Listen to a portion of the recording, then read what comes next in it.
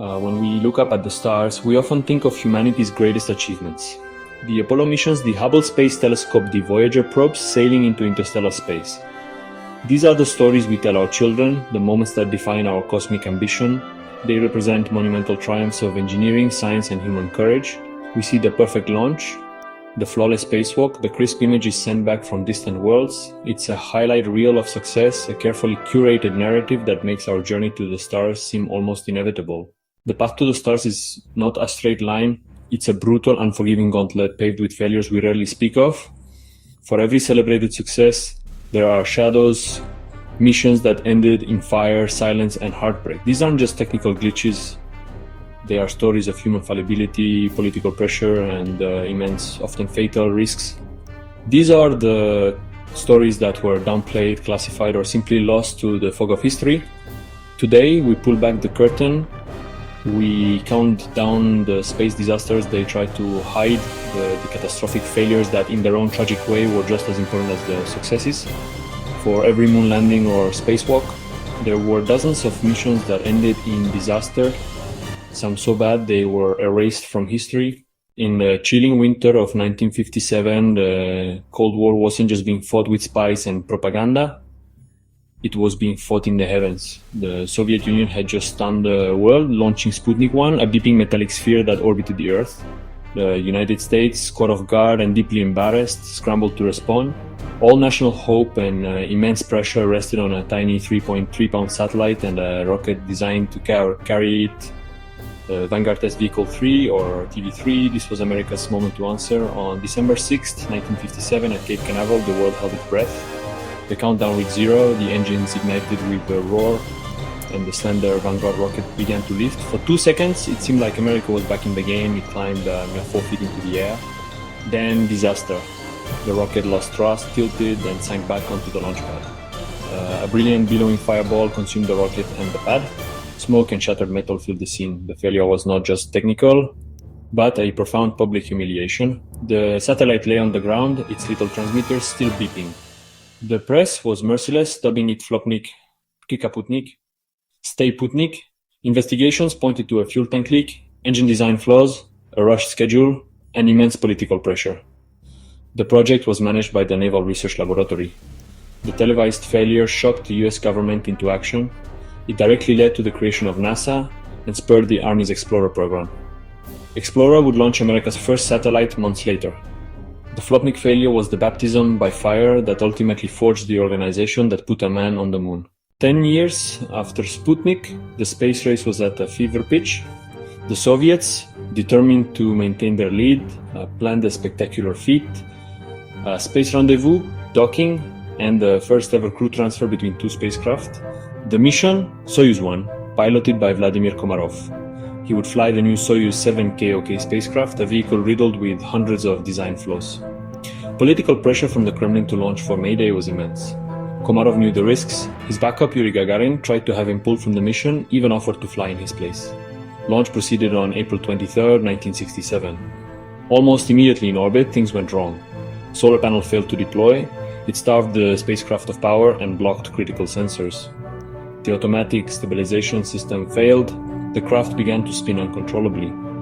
Komarov fought for hours to regain control.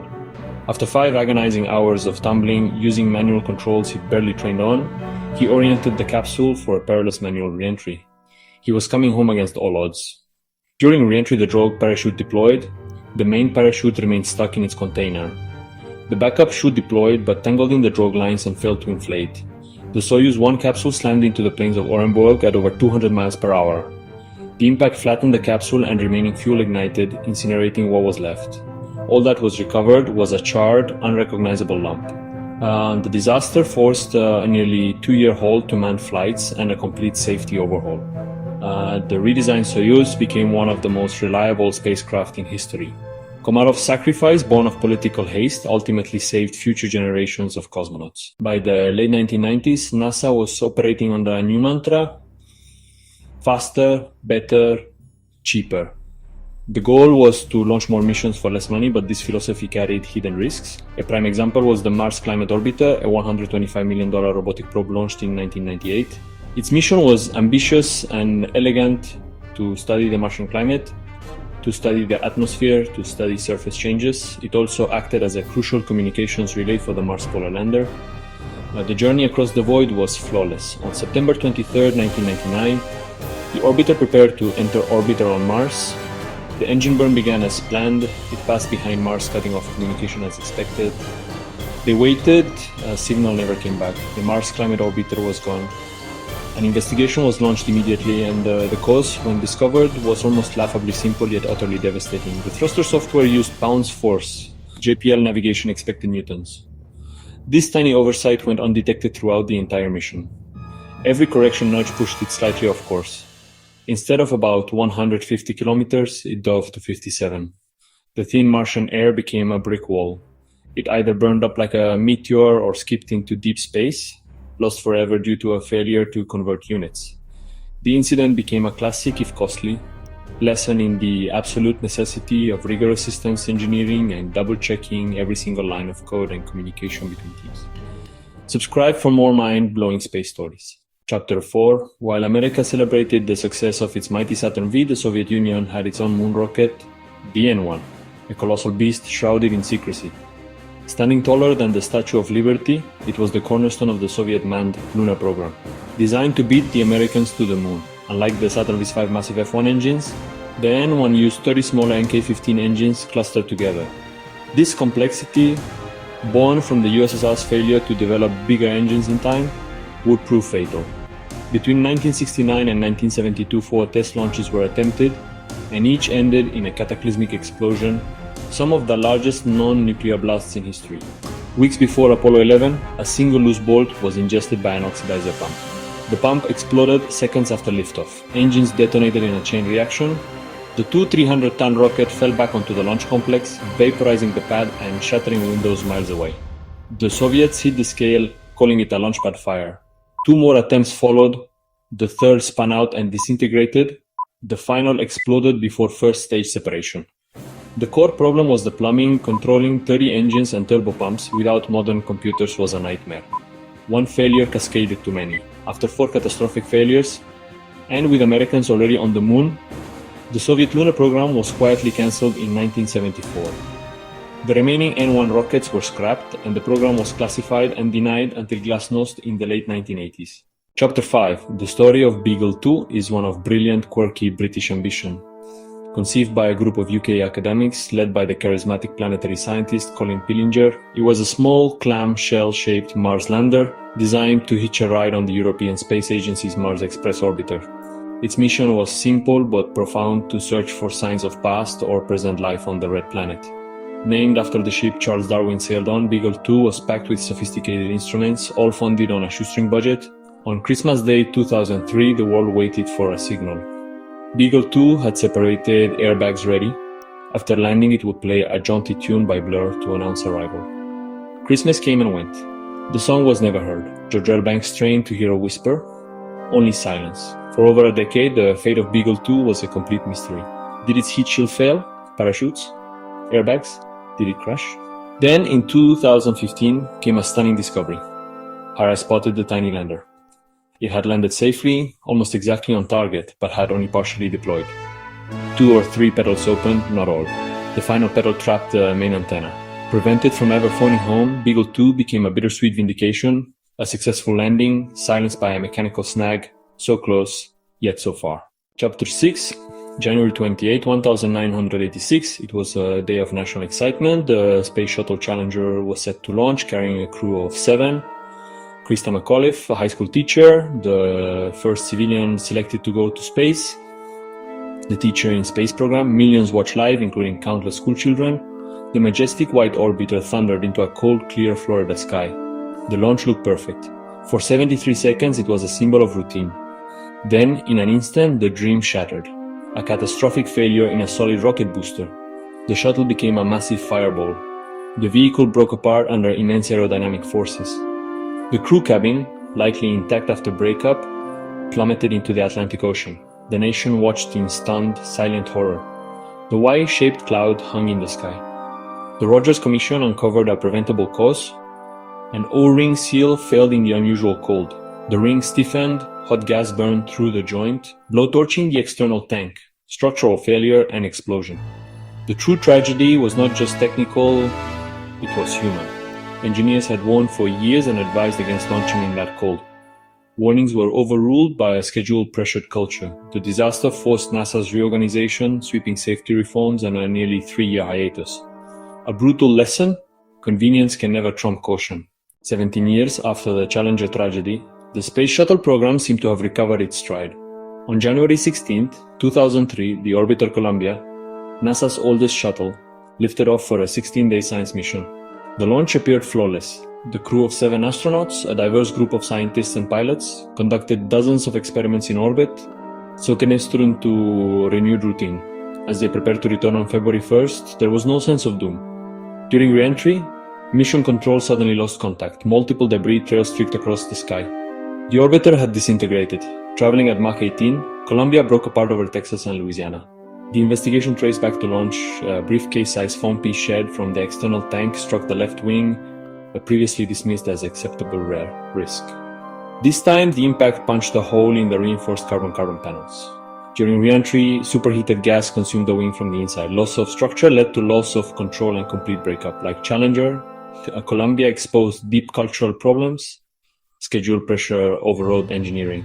A lengthy stand-down, major inspection changes, and ultimately the retirement of the space shuttle fleet followed. Chapter 8, not all space disasters are fiery explosions.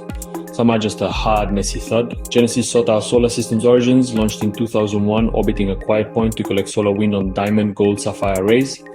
The plan for return in September 2004 felt Hollywood drogue, then parafoil, then a helicopter snags the canopy midair to keep samples pristine. On September 8th, the capsule blazed in, helicopters ready, recovery team set, but the parachutes never opened.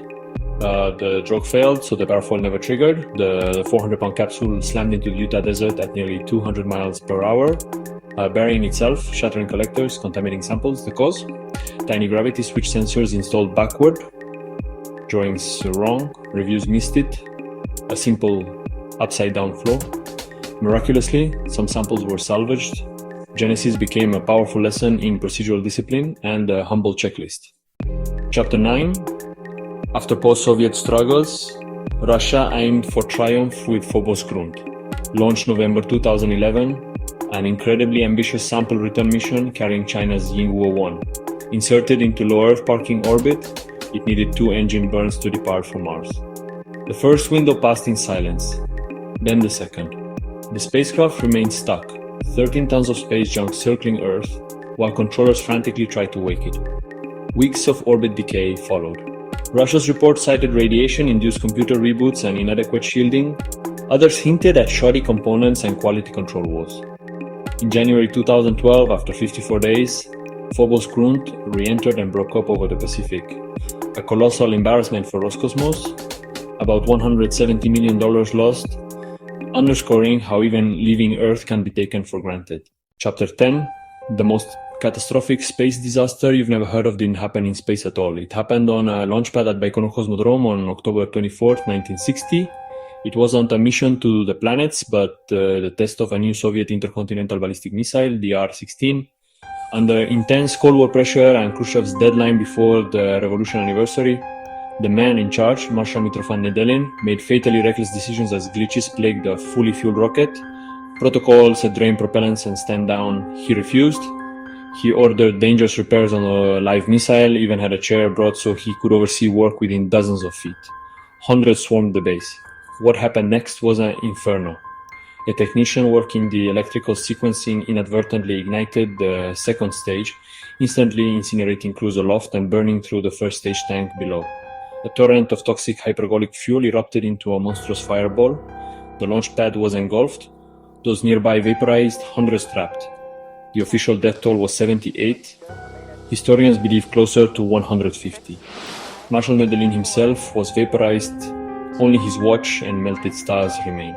For decades, the Soviets covered it up, claiming he died in a plane crash and sealing the records. Not until 1989 did the truth emerge.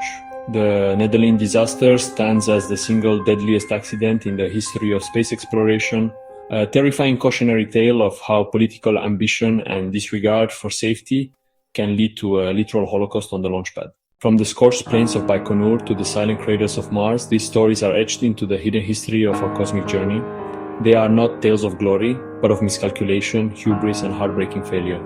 The metric error that doomed an orbiter, the frozen O-ring that shattered a nation's confidence, the backward sensor that sent a priceless cargo crashing into the desert.